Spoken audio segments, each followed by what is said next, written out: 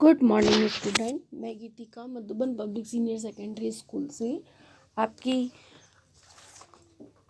Political की class. आज अपन next topic chapter 3 का पढ़ेंगे। भारत में चुनाव क्यों लोकतांत्रिक है। इससे पहले अपन ने पढ़ा था मतगणना के बारे में कि किस प्रकार मतदाता खड़ा होता है, उम्मीदवार खड़ा होता है और किस प्रकार जो है वो गणना की जाती है। क्यों जरूरी है भारत में लोकतांत्रिकता, तो इसके बारे में कई प्रकार की जो बातें हैं वह मानी जाती हैं कि लोकतंत्र होना यानी कि व्यक्ति का अपने लिए ही शासन की व्यवस्था करना और अपने लिए उम्मीदवार को चुनना वह जरूरी है। इसके लिए कई प्रकार की गड़बड़ियां होती हैं, तो इसलिए इसमें सबसे पहले मतदाता सूची में फर्जी नाम डलवाने और असली नाम को गायब करने की। दूसरी, शासन दल द्वारा सरकारी सुविधाओं के अधिकारियों का दुरुपयोग की। तीसरी, अमीर उम्मीदवार और बड़ी पार्टियों द्वारा बड़े पैमाने पर धन खर्च करने की। मतदाता के दिन चुनावी धांधली व मतदाताओं को डराना, फर्जी मतदान करना।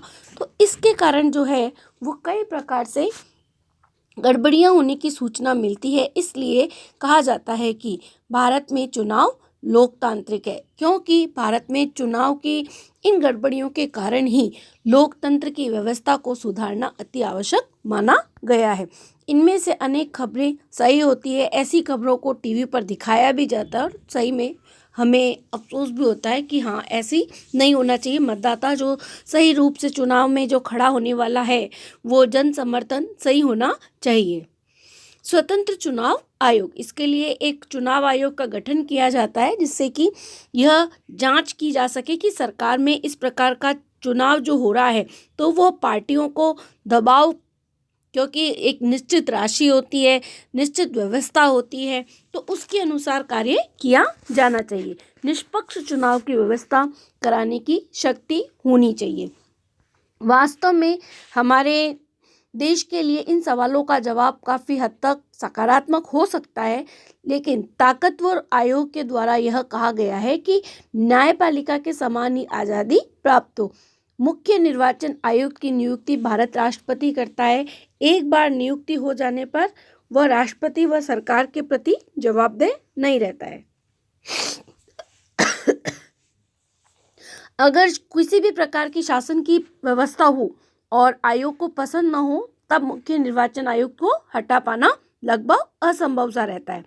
तो दुनिया में शायद ही किसी चुनाव आयोग में निर्वाचन आयोग जितने अधिकार प्राप्त होंगे, वह उनके पास में कौन कौन से अधिकार होते हैं। निर्वाचन आयोग जो कि एक निर्वाचन शक्ति है एक तरह की, जिसके द्वारा व्यक्ति का चुनाव किया जाता है। इसके लिए चुनावी नतीजों की घोषणा तक पूरी चुनाव प्रक्रिया के संचालन में हर पहलू पर निर्णय कौन लेता है? निर्वाचन आयोग का चुनाव अधिसूचना जो जारी करता है वह निर्वाचन आयोग का अधिकारी जो होता है वह उसकी पूरी सूचना देता है। दूसरा, यह एक आदर्श चुनाव संहिता लागू करता है और इसका उल्लंघन करने वाले उम्मीदवार को पार्टियों को वह पनिश भी करता है।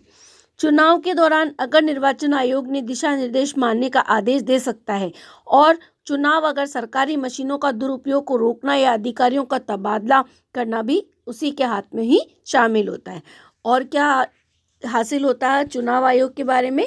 चुनाव ड्यूटी पर तैनात किसी भी अधिकारी पर सरकार पर नियंत्रण न होकर निर्वाचन आयोग के अधीन ही वह कार्य करता है।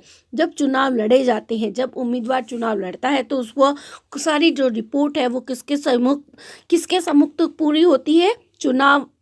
निर्वाचन चुनाव आयोग के द्वारा पूरी होती है।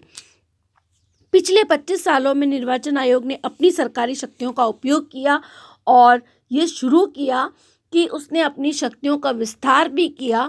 अब आम बात हो गई है, निर्वाचन आयोग ने प्रशासन को अपनी गलतियों को फटकार लगाई और आगे चुनाव आयोग अधिकारियों ने लगता है कि मतदाताओं के केंद्र को पूरे चुनाव क्षेत्र में मतदाता ठीक ढंग से नहीं हुआ हो तो वह फिर से मतदान करने का आदेश भी दे सकता है। ऐसी शक्तियां किसके पास है? चुनाव आयोग के पास में, कि अगर उसे लगता है कि अगर किसी प्रकार की गलतियां हुई हैं तो उनको बोल भी सकता है, डांट भी सकता है, और साथ ही अगर गलतियां हुई हैं तो वह मतदाता वापस कराने के लिए आदेश भी दे सकता है। और अक्सर शासन व्यवस्था में दलों के द्वारा निर्वाचन आयोग में कामकाज में परेशानी होती है, लेकिन निर्वाचन आयोग के आदेश मानने ही पड़ते हैं। अगर निर्वाचन आयोग स्वतंत्र और शक्तिशाली नहीं होता तो यह संभव भी नहीं होता कि चुनाव की जो प्रक्रिया वो इतनी आसानी से संपन्न हो सकती।